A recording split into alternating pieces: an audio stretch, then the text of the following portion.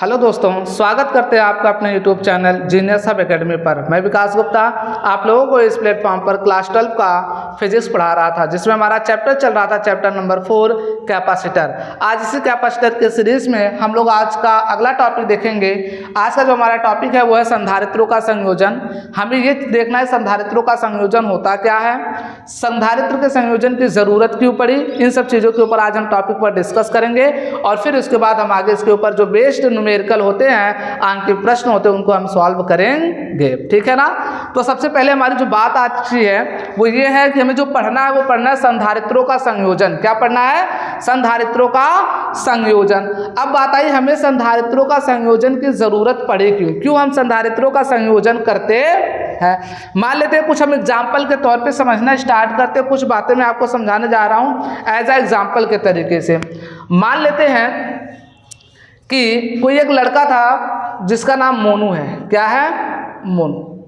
ये कुछ काम कर रहा था। क्या कर रहा था? कुछ काम कर रहा था। काम ये कर रहा था कि मान लो किसी चीज़ पर इसने रिसर्च कर रखा था या रिसर्च कर रहा था। ये क्या कर रहा था? रिसर्च कर रहा था। और रिसर्च कर रहा था तो फिर ये रिसर्च कर क्यों रहा था, किस पे कर रहा था? तो एक सर्किट पर कर रहा था। किस पर? एक सर्किट पर, एक परिपथ पर ये रिसर्च कर रहा था। परिपथ, सर्किट मतलब क्या होता है? परिपथ। अब इसमें जब ये रिसर्च कर रहा था तो क्या हुआ, सारा काम इसका कंप्लीट हो गया परिपथ का। लेकिन लास्ट में जाते जाते इसे हुआ क्या कि इस सर्किट को कंप्लीट करने के लिए इसे एक कैपेसिटर की जरूरत पड़ी। किसकी जरूरत पड़ी? कैपेसिटर, जिसे हम क्या कहते हैं? संधारित्र। इसे किसकी जरूरत पड़ी? संधारित्र की। अब ये बेचारा परेशान हुआ। मोनू कह रहा है अब मुझे संधारित्र चाहिए, बिना संधारित्र के मेरा सर्किट कंप्लीट होगा नहीं। तो संधारित्र चाहिए तो कितने का माइक्रोफैरड का चाहिए? सपोज करिए मान लीजिए इसे कितने माइक्रोफैरड का चाहिए? 2 माइक्रोफैरड का। कितने माइक्रोफैरड का? अब बताओ ये करेगा तो करेगा क्या?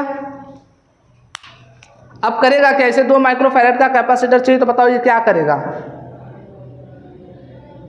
बोलो भाई, क्या करेगा? सीधे मार्केट जाएगा, 2 माइक्रोफैरड का कैपेसिटर ये लाएगा और लगा देगा। तो भैया ये मोनू फिर कहाँ गया? मार्केट गया। कहाँ गया? मार्केट। मार्केट में किसी शॉपकीपर के पास गया। किसके पास गया? शॉपकीपर के पास गया ये और लेने के लिए पहुंचा। लेकिन इस शॉपकीपर ने कहा कि भाई ऐसा है जो 2 माइक्रोफैरड का कैपेसिटर है वो मेरे पास अवेलेबल नहीं है। इसके पास था ही नहीं 2 माइक्रोफैरड कैपेसिटर। इसके पास 2 माइक्रोफैरड का कैपेसिटर नहीं था। अब ये मोनू लाल बच्चा जो थे ये करे तो करे क्या? इसने बोला कि भाई अगर आपके पास 2 अच्छा एक बात ये भी है, आप लोग सोच रहे सर इसके पास नहीं किसी और के पास चला जाए। तो मैंने मान लिया कि मार्केट में इसके अलावा और कहीं कैपेसिटर मिलता ही नहीं है।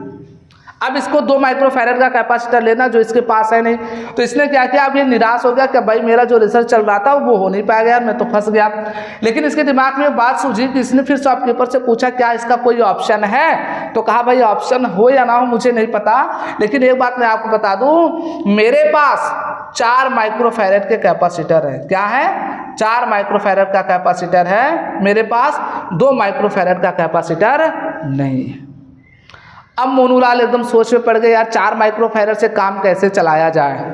तो मोनूलाल के दिमाग में क्या आया, भाई रिसर्चर तो पहले से थे, रिसर्च कर ही रहे थे। तो इन्होंने सोचा कि यार हम लोगों ने जैसे रेजिस्टेंस में पढ़ा था, रेजिस्टेंस याद है क्लास 10th में कि इसका एक कॉम्बिनेशन होता है। रेजिस्टेंस का किसका कॉम्बिनेशन होता है? सीरीज और पैरेलल में ना। उसमें जब ज़्यादा रेजिस्टेंस का मान चाहिए तो हम सीरीज में करते थे और जब कम मान का चाहिए था तो हम किस में करते थे? पैरेलल में कनेक्ट करते थे। ये बात इनको याद आ गई मोनू साहब को। इन्होंने सोचा क्यों ना कैपेसिटर के साथ ये काम किया जाए। तो यहाँ से इनके दिमाग में आया कि कैपेसिटर को सीरीज और पैरेलल में जोड़ा जाए। तो मान लेते हैं कि सीरीज पैरेलल में जोड़ा गया। तो मोनू लाल ने क्या किया? सीरीज में जोड़ा और किस में जोड़ा? पैरेलल में। और पैरेलल में जोड़ा तो इन्हें 2 माइक्रोफैरड का कैपेसिटर मिल गया। क्या हुआ? जब सीरीज में जोड़ा तो उन्हें कितने माइक्रोफैरड कैपेसिटर मिल गया? 2 माइक्रोफैरड का। तो अब बताओ कि संधारित्रों संयोजन जरूरत क्यों पड़ी? क्योंकि हमारी आवश्यकता थी कितने माइक्रोफैरड की? 2 माइक्रोफैरड की। किसकी? 2। तो किसी भी परिपथ में, ध्यान सुनना, किसी भी परिपथ में वो एक उपयुक्त धारिता के लिए जो हमें एक इच्छानुसार धारिता चाहिए, उस इच्छानुसार धारिता को प्राप्त करने के लिए हमें संयोजन की जरूरत पड़ती समझ में आई बात नहीं है? क्यों जरूरत पड़ी? क्योंकि मोनूलाल को आवश्यकता थी परिपथ में कितने माइक्रोफैरड की? 2 माइक्रोफैरड की। तो बताओ ये 2 माइक्रोफैरड की जरूरत थी, संयोजन की शुरुआत हुई कैसे? क्योंकि इनको आवश्यकता थी 2 माइक्रोफैरड की। अगर इन्हें आवश्यकता नहीं होती, बाजार में नहीं मिलती, तो क्या संयोजन की शुरुआत होती? नहीं। तो मोनूलाल को संयोजन शुरुआत इसलिए सूझा क्योंकि इसे 2 माइक्रोफैरड का कैपेसिटर चाहिए था, और जो कि मार्केट में अवेलेबल था नहीं। तो किसी परिपथ में इच्छानुसार धारिता प्राप्त करने के लिए हम लोग संयोजन का प्रयोग करते हैं। क्लियर है बात? यहाँ पे लगाने को तो हम डायरेक्ट सीधे 2 माइक्रोफैरड लगा सकते थे, लेकिन हमारे पास अवेलेबल नहीं था, तो इस वजह से हमें 4 माइक्रोफैरड के 2 कैपेसिटर लाने पड़े और उसको सीरीज में कनेक्ट करना पड़ा। तो बात समझे संधारित्र संयोजन क्यों शुरुआत हुआ? कोई दिक्कत है? तो इस तरीके से संधारित्रों का संयोजन शुरुआत हुआ। और इस संधारित्र का जो संयोजन है कितने प्रकार से हो सकता है? 2 प्रकार से। पहला बेटा आपका सीरीज कॉम्बिनेशन, दूसरा आपका पैरेलल। एक होता है समांतर क्रम संयोजन और दूसरा क्या होता है? श्रेणी क्रम संयोजन। अब इन्हीं दोनों संयोजन को हमें पढ़ना है। तो चले आगे। तो अब इसके बाद आगे चलते और देखते हैं कि संधारित्रों के संयोजन में दोनों प्रकार है कौन कौन से। चलिए देखते हैं। तो पहला हमारा संयोजन कौन सा है? श्रेणी क्रम संयोजन। कैसा है? श्रेणी क्रम संयोजन। तो चलिए पहला देखते हैं श्रेणी क्रम संयोजन। पहला आपका है श्रेणी संयोजन, इंग्लिश में कहते हैं सीरीज कॉम्बिनेशन। अब ये श्रेणी संयोजन होता क्या है, इसके बारे में हम लोग पहले बात करते हैं। देखिए, मान लेते हैं हमारे पास अभी हमें 3 कैपेसिटर या 4 कैपेसिटर को श्रेणी क्रम संयोजन करना है। कितने कैपेसिटर को? 4। तो देखते हैं यहाँ पे, मान लेते हैं हमारे पास ये कैपेसिटर है 1, और ये कैपेसिटर कितने हो गए? 2। ये कैपेसिटर आपका हो गया 3, और ये कैपेसिटर आपका हो गया 4। ये किसका सिंबल है? कैपेसिटर का। किसका सिंबल है? कैपेसिटर। मान लेते हैं आपका ये AB कैपेसिटर है, ये कौन सा है? CD है, ये EF है, और ये क्या है? GH। ये 4 कैपेसिटर आपको है जो किसमें कनेक्ट करने हैं? श्रेणी क्रम संयोजन करना है। श्रेणी क्रम का मतलब क्या होता है? श्रेणी क्रम का मतलब ये होता है उठाओ और एक सीरियल वाइज लगाते चले जाओ। ऐसे ये कैसा क्रम कहलाया? श्रेणी क्रम। सीरीज कॉम्बिनेशन का मतलब एक सीरीज में लगाते सबको चले जाओ। तो कैसे लगाते जाओगे सबको एक सीरीज में? जरा देखो, पहले AB कैपेसिटर को उठाओ, तो ये क्या हो गया आपका? AB। उसके बाद फिर CD को लगाओ और इसी के आगे क्या करो? जोड़ दो, तो ये क्या हो गया? CD। उसके बाद ये EF को उठाओ और उठा करके यहाँ क्या करो? जोड़ दो। समझ में आ रही बात कि नहीं? अब ऐसे GH को उठाओ और क्या करो? जोड़ दो। तो देखो, जैसे था हमने उठाया और वैसे क्या कर दिया? जोड़ दिया। ये कनेक्शन कैसा कहलाया? Series connection. कैसा कनेक्शन है ये? सीरीज। और अगर बेटा मैंने इसे एक बैटरी से जोड़ दिया तो ये पूरा क्या हो गया? एक परिपथ हो गया। क्या हो गया? ये परिपथ। हमने एक बैटरी से जोड़ रखा है इसे। किससे? बैटरी से। और ये आपका पूरा क्या हो गया? Series combination. कैसा कॉम्बिनेशन हो गया? Series combination. और मान लेते हैं अगर इसकी धारिता C1 है, C2 है, C3 है और क्या है? C4। तो हो जाएगा आपका C1, C2, C3 और ये क्या हो जाएगा? C4। क्लियर बात नहीं? तो ये कैसा संयोजन हो गया? श्रेणी क्रम संयोजन। कैसा संयोजन है? श्रेणी क्रम संयोजन। अब देखो, श्रेणी क्रम संयोजन की एक परिभाषा और भी हम बता सकते हैं। यदि पहले कैपेसिटर का, पहले संधारित्र का अंतिम सिरा द्वितीय संधारित्र के पहले सिरे से, समझ में आ रही बात नहीं? देखो, जो इसका ये B वाला पॉइंट है, ये किससे अटैच है? C से। तो प्रथम संधारित्र का दूसरा सिरा तो तथा द्वितीय संधारित्र का पहला सिरा आपस में जुड़े, तथा यहाँ से देखते चलो, यहाँ से मैं बताते जा रहा हूँ। प्रथम संधारित्र का अंतिम सिरा द्वितीय संधारित्र का पहला सिरा आपस में जुड़ा हो, तथा द्वितीय संधारित्र का अंतिम सिरा तृतीय संधारित्र के प्रथम सिरे से जुड़ा हो, तथा तृतीय संधारित्र का अंतिम सिरा चतुर्थ संधारित्र के प्रथम सिरे से जुड़ा हो। इस प्रकार से जो क्रम संयोजन बनता है उस क्रम संयोजन को हम लोग क्या कहते हैं? श्रेणी क्रम संयोजन कहते हैं। क्लियर बात यहाँ पे? तो ये आपका क्या होगा, श्रेणी क्रम संयोजन। अब हमें क्या निकालना है इसका, हमें निकालना है कि इसका तुल्य धारिता, जैसे हम लोग रेजिस्टेंस कनेक्ट करते थे, याद है ना, कई रेजिस्टेंस कनेक्ट करते थे तो क्या होता था, इसकी क्या आती थी, एक तुल्य रेजिस्टेंस आता था या नहीं, तुल्य प्रतिरोध आता था कि नहीं आता था। ऐसे इसका भी एक तुल्य संधारित्र की क्या आएगी, धारिता आएगी, तुल्य धारिता भी आएगी। समझ में आ रही बात है कि नहीं? अच्छा, जब यहाँ पे तुल्य प्रतिरोध निकालते थे तो केवल कितना रेजिस्टेंस होता था, एक रेजिस्टेंस होता था या नहीं। ऐसे यहाँ पे जब तुल्य धारिता भी निकालेंगे तो कितना कैपेसिटेंस होगा, एक। अच्छा एक बात बताओ, हमने ये संयोजन किया सबको मिला करके, तो बताओ ये कितने मान का बनाएगा, केवल एक ही ऐसी वैल्यू है। जैसे मान लो हमने क्या लिया, सपोज करो कि हमने ये 2 कैपेसिटर ले लिया और हमने जोड़ दिया, मान लेते ये भी 4 माइक्रोफैरड का और ये भी कितने माइक्रोफैरड का, 4, और एक बैटरी से हमने इसे जोड़ दिया, ठीक है ना। अब इसका तुल्य धारिता कितना आएगा, मैंने मान लिया इसकी तुल्य धारिता 2 माइक्रोफैरड आएगी, कितने की आएगी, तो मान लिया मैंने। तो ये भले 2 लगे हैं, 2 संधारित्र भले लगे हैं, लेकिन ये काम करेंगे एक ही संधारित्र के बराबर ना। ऐसा तो नहीं 2 संधारित्र लगे हैं तो 2 ही के बराबर काम करेंगे। इनका जो जोड़ करके टोटल आएगा वो कितना आएगा, 2 माइक्रोफैरड। इसका मतलब इन दोनों का कॉम्बिनेशन करेंगे तो एक ही कैपेसिटर की भांति व्यवहार करेगा, और जब एक ही कैपेसिटर के भांति व्यवहार करेगा तो यही क्या होगी, इसकी तुल्य धारिता होगी। क्या होगी, तुल्य धारिता होगी। बात समझ में आई नहीं है? ये भले 4 कैपेसिटर लगे हैं लेकिन काम करेंगे कितने कैपेसिटर का, केवल एक कैपेसिटर का, और वही एक कैपेसिटर क्या होगा, तुल्य संधारित्र का धारिता होगा, वही तुल्य धारिता के बराबर होगा। क्लियर बात या नहीं? समझ में आया नहीं आया, पहले तो ये बताओ, आ गया? इसका मतलब क्या है कि इन चारों का एक तुल्य धारिता निकलेगी। ये कुछ मान का होगा, ये कुछ मान का होगा, ये कुछ मान का होगा और ये कुछ मान का होगा। चारों मिल करके एक धारिता बना रहे होंगे, एक संधारित्र बना रहे होंगे जो किसी भी मान का हो सकता है कि नहीं हो सकता है। तो इसका मतलब अगर मैं इसको रिप्लेस करूं, ध्यान से समझना, इसको मैं रिप्लेस करूं तो क्या ऐसा मैं केवल कर सकता हूं या नहीं कर सकते या नहीं, बताना जरा हमें,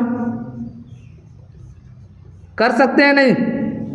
और क्या लगाते हैं, वी वोल्ट की बैटरी, और इसे लिख दे सी इक्विवेलेंट। क्या लिख दें, सी इक्विवेलेंट। इसका मतलब क्या है, तुल्य धारिता। लिख सकते हैं नहीं लिख सकते? इन चारों को मिलाकर एक क्या हो गई, तुल्य धारिता हो गई कि नहीं हो गई?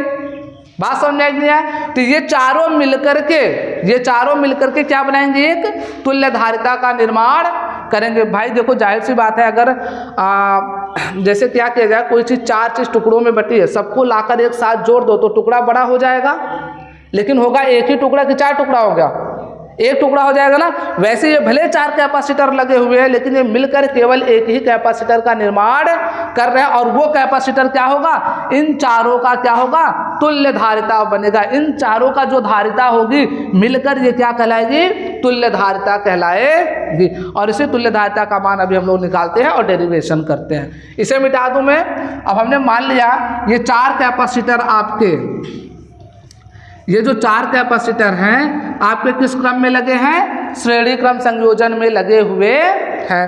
अब एक बात समझो, जैसे हम लोगों ने आपको रेजिस्टेंस में बताया था, क्या बताया था कि जब रेजिस्टेंस सीरीज में जाती है करंट, जब रेजिस्टेंस किस में जुड़ा हो, श्रेणी क्रम संयोजन में जुड़ा हो, तो जब धारा जाती है तो सब में धारा क्या होती है, समान होती है। बात हमने बताया था। अच्छा, समान इसलिए होती है क्योंकि भाई जब रास्ते अलग अलग नहीं होंगे, केवल एक ही रास्ता होगा जाने का। भाई जैसे मान लो, समझो इस बात को, अभी मैं मान लो आपके पास ये पूरा स्कूल है, ये स्कूल में बहुत सारे प्रकार के बच्चे हैं, अब गेट एक ही है, तो बताओ सारे बच्चे किधर से जाएंगे, उसी गेट से ही तो जाएंगे कि कोई अलग रास्ता ले लेंगे, क्योंकि जाने का रास्ता क्या है बेटा, एक ही है। जाने का रास्ता क्या है, एक ही है, तो सबको मजबूरी में उसी रास्ते से ही जाना पड़ेगा। अब सोचो ये आपका वी वोल्ट की बैटरी, यहाँ से क्या निकलेगा बेटा, आवेश Q। हमने क्या माना, यहाँ से आवेश कितना निकला, Q। अब बताओ ये Q आवेश जाने का रास्ता कितना है, एक ही है या बहुत सारे हैं? तो सब में आवेश Q का मान क्या जाएगा, समान जाएगा। मतलब इस पर अगर प्लस क्यू आवेश है तो इस पर कितना होगा माइनस क्यू, इस पर प्लस क्यू तो फिर इस पर माइनस क्यू, फिर इस पर प्लस क्यू, इस पर माइनस क्यू, फिर इस पर बेटा आपका प्लस क्यू और इस पर माइनस, और ओवरऑल फिर यहाँ से चार्ज कितना आ जाएगा क्यू आपका आकर यहाँ मिल जाएगा। जैसे आपको मैं बता दूं, जैसे आपका रेजिस्टेंस होता है उसमें जब धारा जाती है तो जितनी धारा बैटरी से निकलती है फिर उतनी धारा बैटरी को मिलती भी है। उसी प्रकार से याद रखना बैटरी से जितना आवेश निकलेगा उतना आवेश यहाँ पर आना भी चाहिए। समझ में आ रही बात है? आप यहाँ से आवेश अगर क्यू निकाले हो तो चाहे जो सर्किट लगाओ, चाहे जिस प्रकार का परिपथ हो, उन सभी से निकल करके जो आवेश आए बैटरी के पास वो क्यू ही आना चाहिए। मतलब जितना आवेश ये बैटरी आपको देगा उतनी ही आवेश आपको लेकर आना पड़ेगा। ये बात बड़ा इंपॉर्टेंट है। क्यों?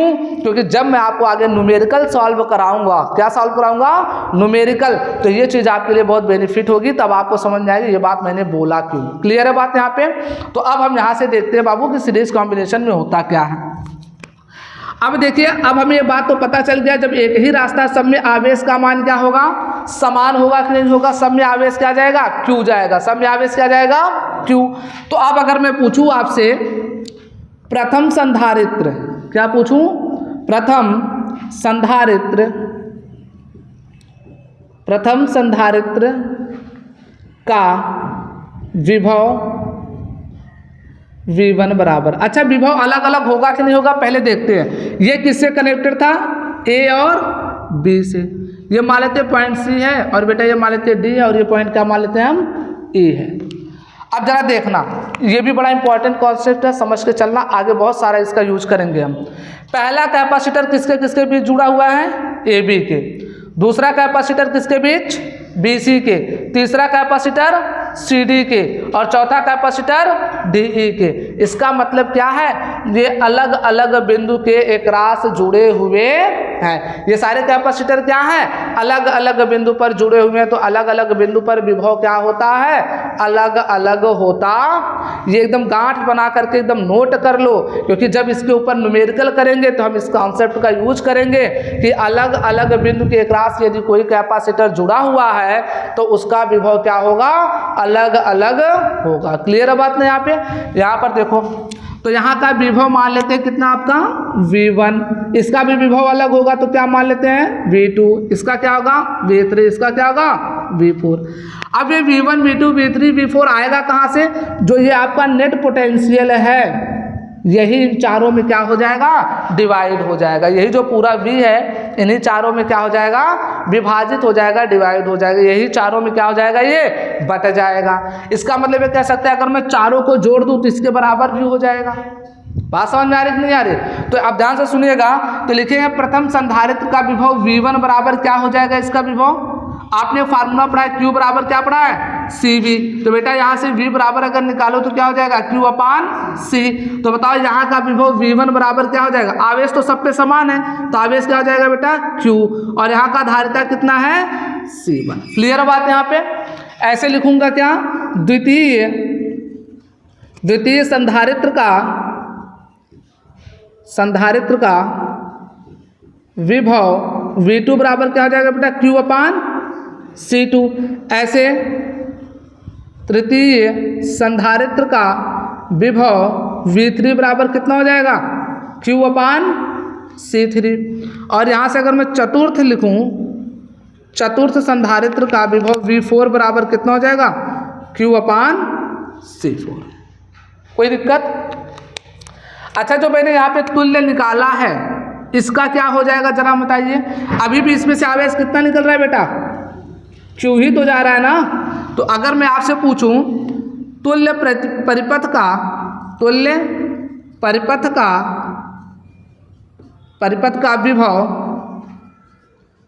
विभव V बराबर क्या हो जाएगा?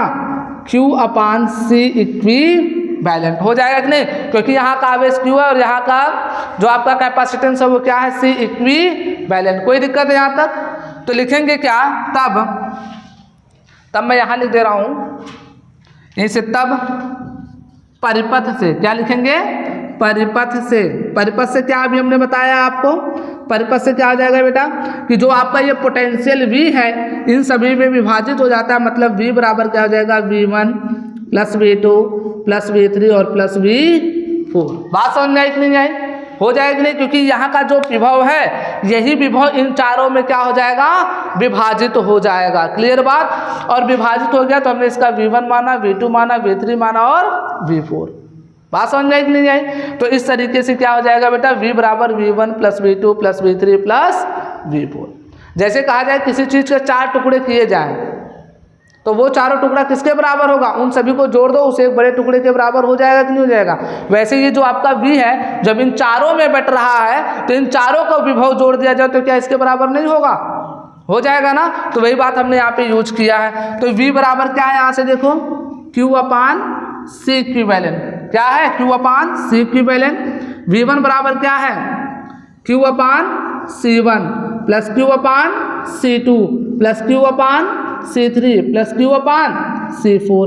अब देखो सब में Q कॉमन है ना, तो Q कॉमन ले लो तो क्या हो जाएगा, यहाँ से देखो Q अपान C इक्विवेलेंट बराबर हो जाए, सब में Q कॉमन ले लो तो क्या बचेगा, 1 upon C1 plus 1 upon C2 plus 1 upon C3 और प्लस 1 अपान C4। तो Q से Q कैंसिल तो हो जाएगा बेटा 1 upon C equivalent equal to भी 1 upon C1 plus 1 upon C2 plus 1 upon C3 plus 1 upon C4। और ये बेटा हो जाता है सीरीज कनेक्शन में संधारित्र के तुल्य धारिता का फार्मूला। क्या हो गया, तुल्य धारिता formula 1 upon C equivalent is equal to भी 1 upon C1 plus 1 upon C2 plus 1 upon C3 plus 1 upon C4। बात समझ में आई कि नहीं आया, कोई दिक्कत है यहाँ तक? बात समझ में आई कैसे निकल करके आया? तो आप इसे इतना नोट करिए, फिर इसके बाद हम कुछ इंटरेस्टिंग फैक्टर समझते हैं, फिर उसके बाद आगे चलते हैं और सारा चीज़ पढ़ते हैं। इसके बाद आप इतना पहले नोट करिए। आई होप आप लोगों ने नोट कर लिया होगा। चलिए देखते हैं। अभी हमने क्या देखा कि अगर हमारे पास 4 संधारित्र हैं, कितने संधारित्र हैं, 4, तो उनके संधारित्र, अगर मेरे पास 4 संधारित्र थे, कितने संधारित्र, 4, और चारों किस क्रम में थे, किस क्रम में जुड़े थे, श्रेणी क्रम में। तो जब ये श्रेणी क्रम में जुड़े थे तो इनका जो फार्मूला आया क्या आया, 1 अपान C इक्विवेलेंट बराबर क्या था, 1 upon C1 plus 1 upon C2 plus 1 upon C3 plus 1 upon C4। यही तो फार्मूला आया ना 4 संधारित्र का। ऐसे अगर सोचो 5 होता तो क्या हो जाता, प्लस 1 अपान C5, 6 होता तो प्लस 1 अपान C6, 7 होता तो प्लस 1 अपान C7। तो ऐसे अगर मान लीजिए माना n संधारित्र श्रेणी क्रम में जुड़े हों, श्रेणी क्रम में जुड़े हों तो तुल्य धारिता क्या हो जाएगा, तो आप कहोगे तुल्य धारिता 1 अपान C इक्विवेलेंट बराबर 1 upon C1 plus 1 upon C2 plus 1 upon C3 plus 1 upon C4 plus 1 अपान C5, ऐसे डॉट डॉट कर कर तक कहाँ जाएगा, प्लस 1 अपान CN। बात समझ में नहीं आई? अब ये फार्मूला आ गया किसका, n कैपेसिटर का। किसका आ गया, n कैपेसिटर का फार्मूला। क्लियर है बात ना यहाँ पे? अच्छा, मान लेते हैं अब दूसरा चीज देखो, यदि दो संधारित्र श्रेणी क्रम में जुड़े हों, श्रेणी क्रम में जुड़े हों तब क्या होगा, 1 अपान C इक्विवेलेंट बराबर हो जाएगा 1 upon C1 plus 1 upon C2। हो जाएगा कि नहीं हो जाएगा? अब बेटा अगर मैं इसको लिखूं आगे करके तो क्या हो जाएगा, एलसीएम ले लो, कितना हो जाएगा, C1 C2, C1 से C1 कैंसिल हो जाएगा, कितना, C2, और प्लस C2 से C2 कैंसिल, क्या बचेगा, C1, तो हो जाएगा ये। तो this implies that 1 upon C equivalent बराबर क्या आ गया, C1 प्लस C2 अपान C1 C2। अब इसको क्या करो, पलट दो, क्योंकि देखो जब भी हम क्वेश्चन सॉल्व करेंगे, ध्यान से सुनना, जब हम क्वेश्चन सॉल्व करेंगे संधारित्रों को तो 1 अपान C इक्विवेलेंट हमें नहीं निकालना, हमें निकालना क्या है, C इक्विवेलेंट, मतलब इसका मान बता मत देना, इसका मान निकाल लो पहले, और ये मत कह देना कि जो इसका मान आया वही तुल्य धारिता है, वही तुल्य धारिता नहीं है। तुल्य धारिता इसका क्या होगा, उल्टा होगा, ये बात हम आपको बता देते हैं। अभी क्वेश्चन कराएंगे तो और बढ़िया से क्लियर हो जाएगा। तो इसको पलटी मारो तो क्या हो जाएगा, ये C इक्विवेलेंट, और इसको पलटी मारो तो कितना, C1 C2 अपान C1 प्लस C2। तो याद रखना, यदि दो संधारित्र श्रेणी क्रम में जुड़े हों तो उनका जो तुल्य संधारित्र की धारिता आती है वो क्या आती है, C इक्विवेलेंट बराबर C1 C2 बटे C1 प्लस C2। ये इंपॉर्टेंट फार्मूला है, ये भी आप याद किए रहिएगा, क्वेश्चन करने में आसानी होगा, जल्दी से हो जाएगा। लेकिन ये कब के लिए है, जब दो संधारित्र आपके किस क्रम में लगे हो, श्रेणी क्रम में लगे हो। तो क्या होता है, C इक्विवेलेंट बराबर C1 C2 अपान C1 प्लस C2। क्लियर बात यहाँ पे। अच्छा, कुछ बातें और करते हैं। मान लेते हैं अगला क्या है, माना C संधारित्र के C धारिता वाला माना C धारिता वाला N संधारित्र श्रेणी क्रम में जुड़ा है, श्रेणी क्रम में जुड़ा है, तब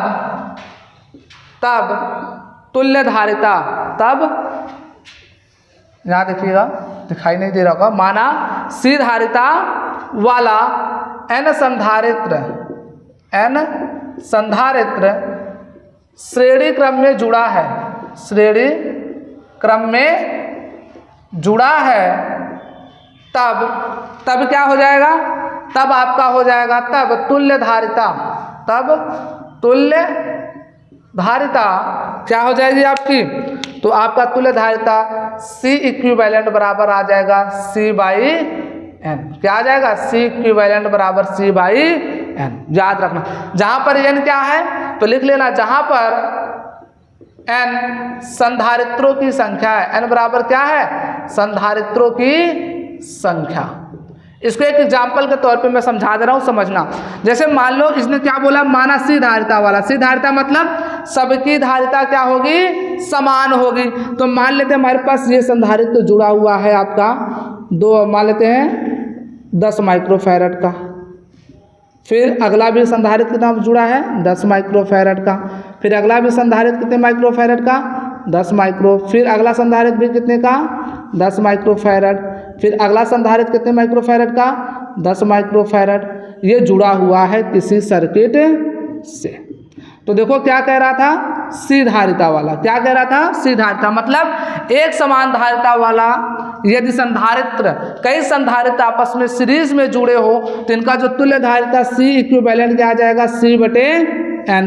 तो C कितना है आपका 10 और बटे N क्या है, N है संधारित्रों की संख्या। तो देखो कितने संधारित्र हैं, 1 2 3 4 5, तो 5 से डिवाइड कर दो, कितना आ जाएगा, 2 माइक्रोफैरड। कितना आ जाएगा, 2 माइक्रोफैरड। बात समझ में आई नहीं आई। तो क्या बोला है, C धारिता वाला मतलब जब एक समान धारिता वाला कई संधारित्र श्रेणी क्रम में जुड़े हो तो उसका जो फार्मूला होता है C इक्विवेलेंट बराबर C बटे N। क्लियर है बात यहाँ पे। जहाँ पर N क्या है, संधारित्रों की संख्या, और जो आपका C है, C क्या है, एक संधारित्र की धारिता, एक संधारित्र की धारिता। बात समझ में आई कि नहीं आई, कोई दिक्कत है यहाँ तक। तो इस प्रकार से आपका ये कुछ कॉन्सेप्ट था, और एक कॉन्सेप्ट और है बेटा, पहले इसे आप इतना नोट करिए, फिर उसके बाद अगला भी कॉन्सेप्ट सिखाते हैं यहीं पे।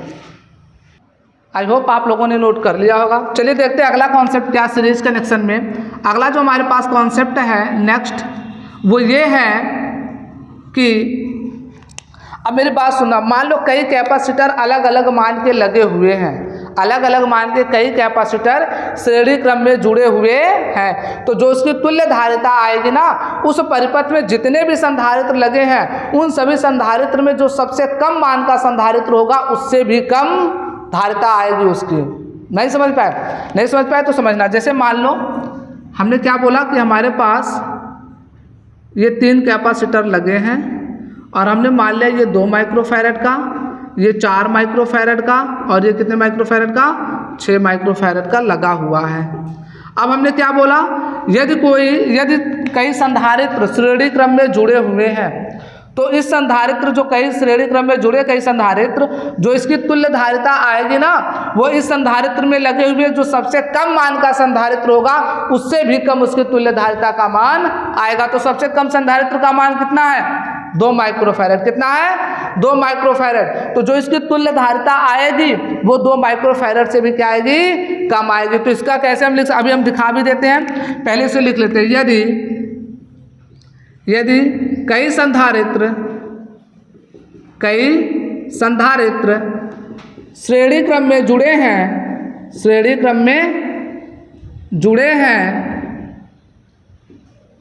हैं तो परिपथ की तुल्य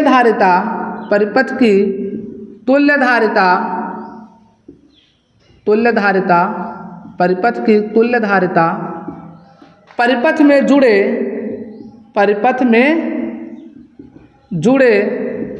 सबसे कम मान वाले संधारित्र से कम आएगी। सबसे संधारित्र कम मान वाले संधारित्र से कम मान की होगी। समझ में आई बात कि नहीं आई? तो जो तुल्य धारिता होगी वो परिपथ में जितने भी संधारित्र जुड़े हैं, जो इसमें सबसे कम मान का संधारित्र होगा उससे भी कम उसकी धारिता आएगी। तो चलो करके देखते हैं, इसका निकालते हैं। अगर हम 1/C इक्विवेलेंट का फार्मूला लगाए तो यहाँ पे कितने हैं? 3 हैं। तो क्या हो जाएगा? 1/C1 + 1/C2 + 1/C3। यही तो फार्मूला होगा ना। तो 1/C इक्विवेलेंट बराबर क्या आ जाएगा? 1/C1 कितना है? 2 + 1/C2 कितना है? 4 + 1/C3 कितना है? 6। अब यहाँ कोई ये नहीं करेगा गुणे 10⁻⁻6 गुणे 10⁻⁻6, ठीक है ना? करोगे तो बाद में फिर यहाँ से कैंसिल आउट हो जाएगा, उससे कोई मतलब नहीं है। तो बाकी हम यहाँ से देखो क्या हो जाएगा, इसका एलसीएम ले लो, कितना हो जाएगा? एलसीएम कितना हो जाएगा इसका? 12। 2 का भाग तो 2 छके 12, 6 कम 6 + 4 3 12, 3 1 कम 3 + 6 दूनी 12, 2 1 कम 2। तो कितना आ गया? 6 3 9 2 11/12। तो 1/C इक्विवेलेंट। अब देखो ये मत कह देना कि सर यही इसका आंसर है, नहीं। अब इसको पलटना पड़ेगा। इसको क्या करना पड़ेगा? पलटना पड़ेगा। यहाँ पे आंसर बता दोगे तो गलत हो जाएगा, तो इसको पलटो। जब इसको पलटोगे तो क्या हो जाएगा? ये C इक्विवेलेंट। और इसको पलटोगे क्या हो जाएगा? 12/11 माइक्रोफैरड। अब जरा 12 में भाग दो 11 का, तो कितना हो जाएगा? इधर देखो, 11 1 कम 11, कितना बचा? 1.0। भाग नहीं जाएगा, 0 बार ले जाओ, 0 11 9 99। तो कितना आ गया? C इक्विवेलेंट बराबर 1.09 माइक्रोफैरड। बताओ जो ये सबसे कम मान का कैपेसिटर है, क्या उससे कम नहीं आया इसकी तुल्य धारिता? आया ना? तो वही मैंने अभी मान लो, हमने क्या बोला? यदि कई संधारित्र श्रेणी क्रम में जुड़े हो, और यहाँ पे हमने माना कितने संधारित्र जुड़े थे? 3, और इसमें सबसे कम मान का कौन था? 2 माइक्रोफैरड। तो जो इसका तुल्य धारिता आएगा वो 2 से भी क्या आएगा? कम आएगा। क्लियर बात? अगर मान लो ऐसे कोई संधारित्र दे दिया जाए इस तरीके से, और हमने बोल दिया आपका ये क्या है? 2 माइक्रोफैरड, 3 माइक्रोफैरड, 4 माइक्रोफैरड और 1 माइक्रोफैरड। बताओ इसकी तुल्य धारिता कितने से कम आएगी? 1 माइक्रोफैरड से क्या आएगी? कम आएगी, क्योंकि इस संधारित्र के संयोजन में सबसे कम मान का कौन सा है? 1 माइक्रोफैरड। आप घर निकाल कर देख लेना, जो इसकी तुल्य धारिता आएगी वो 1 माइक्रोफैरड से भी क्या आएगी? कम आएगी। क्लियर बात है यहाँ पे? अब जरा दूसरा चीज समझना, यहाँ पे एक चीज और बड़ी इंपॉर्टेंट बात है ना? अब लिखेंगे श्रेणी क्रम में, अगर श्रेणी क्रम में स्थितिज ऊर्जा की हम बात करेंगे, पोटेंशियल एनर्जी, स्थितिज ऊर्जा। स्थितिज ऊर्जा का फार्मूला हमने आपको पढ़ा रखा है, क्या होता है? U बराबर 1/2 Q अपान क्या होता है? Q²/C। यही तो होता है ना, पढ़ाया था। अब आपको बताओ, अगर श्रेणी क्रम संयोजन है तो बेटा Q तो कांस्टेंट होगा और Q² का मान भी क्या हो जाएगा? कांस्टेंट हो जाएगा। 2 ऑलरेडी कांस्टेंट है, तो यहाँ से देखो U is directly proportional to 1/। बड़ी इंपॉर्टेंट बात बता रहा हूँ बाबू, बहुत इंपॉर्टेंट बात। तो यहाँ से देखो क्या होगा? U is directly proportional to 1/C। अब यहाँ से इसका मतलब क्या है? इसका मतलब क्या है, जिस कैपेसिटर का मान ज़्यादा होगा उसमें स्थितिज ऊर्जा क्या होगी, कम होगी। इसका मतलब इसमें बताओ किस कैपेसिटर में स्थितिज ऊर्जा का मान कम होगा, 4 माइक्रोफैराड वाले कैपेसिटर में स्थितिज ऊर्जा का मान सबसे क्या होगा, कम होगा।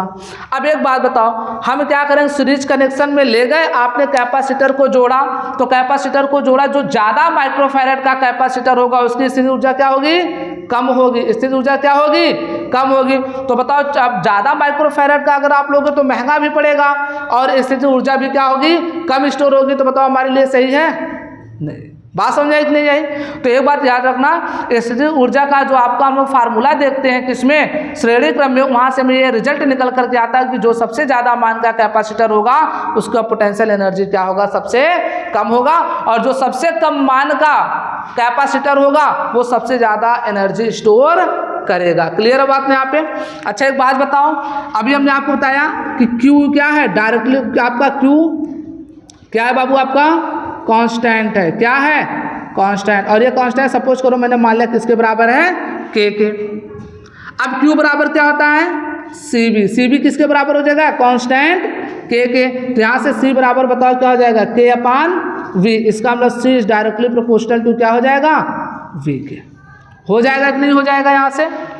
अब एक बात बताओ, जिसका पोटेंशियल ज़्यादा उसका कैपेसिटेंस क्या होगा, कम होगा। जिसका पोटेंशियल क्या होगा, ज़्यादा होगा, उसका कैपेसिटेंस बेटा क्या होगा, कम होगा। बात समझ में आ रही है? तो भैया बताओ इसमें से जिसका पोटेंशियल, अच्छा कैपेसिटेंस किसका कम है, इस 1 माइक्रोफैराड का कैपेसिटेंस कम है तो ये पोटेंशियल ज़्यादा होगा, इसका ज़्यादा होगा या नहीं होगा? तो एक बात याद रखना, पोटेंशियल एनर्जी की ये 2 इंपॉर्टेंट बातें हैं जो मैंने आपको अभी बताई। समझ में आता है नहीं? इसका क्वेश्चन आप लोग डायरेक्ट नीट उट वगैरह में भी यूज़ करते हो। कभी कभी क्या होता है, सीधे पूछ लेगा, ऐसे कॉम्बिनेशन दे देगा, कहेगा विच कैपेसिटर स्टोर मोर एनर्जी।